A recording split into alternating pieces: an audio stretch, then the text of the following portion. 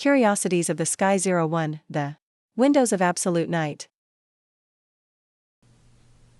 Only a maelstrom-like motion could keep such a funnel open, for, without regard to the impulse derived from the projectile, the proper motions of the stars themselves would tend to fill it. Perhaps some other cause of the whirling motion may be found. As we shall see when we come to the spiral nebula, gyratory movements are exceedingly prevalent throughout the universe, and the structure of the Milky Way is everywhere suggestive of them. But this is hazardous sport even for the imagination, to play with suns as if they were but thistledown in the wind or corks in a mill race. Another question arises. What is the thickness of the hedge of stars through which the holes penetrate? Is the depth of the openings proportionate to their width? In other words, is the Milky Way round in section like a rope, or flat and thin like a ribbon? The answer is not obvious, for we have little or no information concerning the relative distances of the faint galactic stars. It would be easier, certainly, to conceive of openings in a thin belt than in a massive ring, for in the first case they would resemble mere rifts and breaks, while in the second they would be like wells or boreholes. Then, too, the fact that the Milky Way is not a continuous body, but is made up of stars whose actual distances apart is great, offers another quandary. Persistent and sharply bordered apertures in such an assemblage are a priori as improbable, if not impossible, as straight, narrow holes running through a swarm of bees. The difficulty of these questions indicates one of the reasons why it has been suggested that the seeming gaps, or many of them, are not openings at all, but opaque screens cutting off the light from stars behind them. That this is quite possible in some cases is shown by Barnard's later photographs, particularly those of the singular region around the star Rho Ophiuchi. Here are to be seen somber lanes and patches, apparently forming a connected system which covers an immense space, and which their discoverer thinks may constitute a dark nebula. This seems at first a startling suggestion, but, after all, why should there not be dark nebulae as well as visible ones?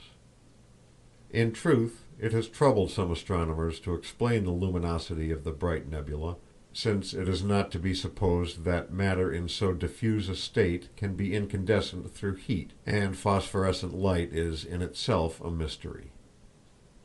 The supposition is also in accord with what we know of the existence of dark solid bodies in space.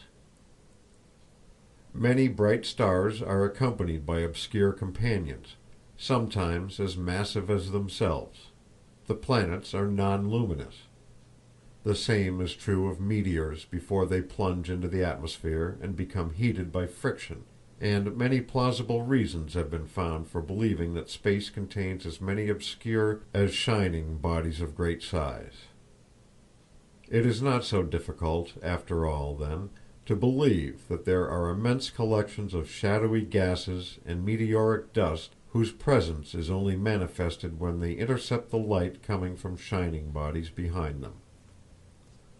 This would account for the apparent extinguishment of light in open space, which is indicated by the falling off in relative number of telescopic stars below the 10th magnitude. Even as things are, the amount of light coming to us from stars too faint to be seen with the naked eye is so great that the statement of it generally surprises persons who are unfamiliar with the inner facts of astronomy. It has been calculated that on a clear night the total starlight from the entire celestial sphere amounts to 1/60th of the light of the full moon. But of this, less than 1/25th is due to stars separately distinguished by the eye. If there were no obscuring medium in space, it is probable that the amount of starlight would be noticeably and perhaps enormously increased. But while it seems certain that some of the obscure spots in the Milky Way are due to the presence of dark nebulae, or concealing veils of one kind or another, It is equally certain that there are many which are true apertures, however they may have been formed, and by whatever forces they may be maintained. These, then, are veritable windows of the galaxy, and when looking out of them one is face to face with the great mystery of infinite space. There the known universe visibly ends, but manifestly space itself does not end there. It is not within the power of thought to conceive an end to space, for the instant we think of a terminal point or line, the mind leaps forward to the beyond. There must be space outside as well as inside. Eternity of time and infinity of space are ideas that the intellect cannot fully grasp, but neither can it grasp the idea of a limitation to either space or time. The metaphysical conceptions of hypergeometry, or fourth-dimensional space, do not aid us. Having, then, discovered that the universe is a thing contained in something indefinitely greater than itself, having looked out of its windows and found only the gloom of starless night outside, what conclusions are we to draw concerning the beyond? It seems as empty as a vacuum, but is it really so? If it be, then our universe is a single atom astray in the infinite. It is the only island in an ocean without shores. It is the one oasis in an illimitable desert. Then the Milky Way, with its wide-flung garland of stars, is afloat like a tiny smoke wreath amid a horror of immeasurable vacancy, or it is an evanescent and solitary ring of sparkling froth cast up for a moment on the viewless billows of immensity. From such conclusions the mind instinctively shrinks. It prefers to think that there is something beyond, though we cannot see it. Even the universe could not bear to be alone, a Crusoe lost in the cosmos. As the inhabitants of the most elegant chateau, with its gardens, peaks, and crowds of attendants, would die of loneliness if they did not know that they have neighbors, though not seen, and that a living world of indefinite extent surrounds them, so we, when we perceive that the universe has limits, wish to feel that it is not solitary, that beyond the hedges and the hills there are other centers of life and activity. Could anything be more terrible than the thought of an isolated universe? The greater the being, the greater the aversion to seclusion. Only the infinite satisfies. In that alone the mind finds rest. We are driven, then, to believe that the universal night which envelops us is not tenantless, that as we stare out of the star-framed windows of the galaxy and see nothing but uniform blackness, the fault is with our eyes or is due to an obscuring medium. Since our universe is limited in extent, there must be other universes beyond it on all sides. Perhaps if we could carry our telescopes to the verge of the great coal sack near the cross, being then on the frontier of our starry system, we could discern, sparkling afar off in the vast night, some of the outer galaxies. They may be grander than ours, just as many of the suns surrounding us are immensely greater than ours. If we could take our stand somewhere in the midst of immensity and, with vision of infinite reach, look about us, we should perhaps see a countless number of stellar systems, amid which ours would be unnoticeable, like a single star among the multitude glittering in the terrestrial sky on a clear night. Some might be in the form of a wreath, like our own.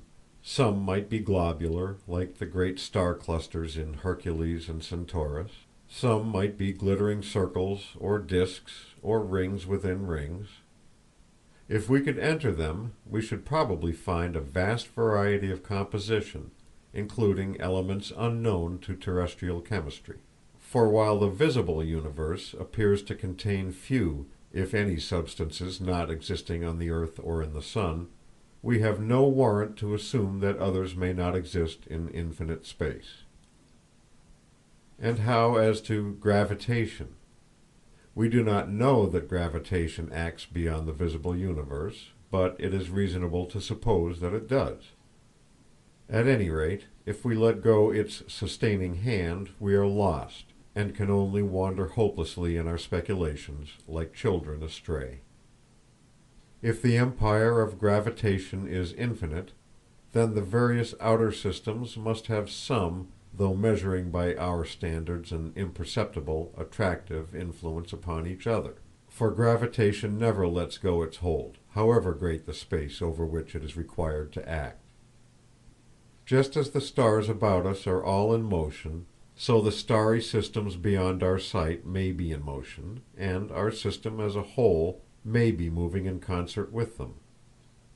If this be so, then after interminable ages the aspect of the entire system of systems must change, its various members assuming new positions with respect to one another. In the course of time we may even suppose that our universe will approach relatively close to one of the others. And then, if men are yet living on the earth, they may glimpse through the openings which reveal nothing to us now, the lights of another nearing star system, like the signals of a strange squadron, bringing them the assurance, which can be but an inference at present, that the ocean of space has other argosies venturing on its limitless expanse. There remains the question of the luminiferous ether by whose agency the waves of light are borne through space. The ether is as mysterious as gravitation. With regard to ether, we only infer its existence from the effects which we ascribe to it. Evidently, the ether must extend as far as the most distant visible stars. But does it continue on indefinitely in outer space? If it does, then the invisibility of other systems must be due to their distance, diminishing the quantity of light that comes from them below the limit of perceptibility, or to the interposition of absorbing media. If it does not, then the reason why we cannot see them is owing to the absence of a means of conveyance for the light waves, as the lack of an interplanetary atmosphere prevents us from hearing the thunder of sunspots. It is interesting to recall that Mr. Edison was once credited with the intention to construct a gigantic microphone which should render the roar of sunspots audible by transforming the electric vibrations into sound waves. On this supposition, each starry system would be enveloped in its own globule of ether, and no light could cross from one to another. But the probability is that both the ether and gravitation are ubiquitous, and that all the stellar systems are immersed in the former like clouds of phosphorescent organisms in the sea. So astronomy carries the mind from height to greater height. Men were long in accepting the proofs of the relative insignificance of the earth. They were more quickly convinced of the comparative littleness of the solar system. And now the evidence assails their reason that what they had regarded as the universe is only one mote gleaming in the sunbeams of infinity. End of Chapter 1. Recording by Roger Moline.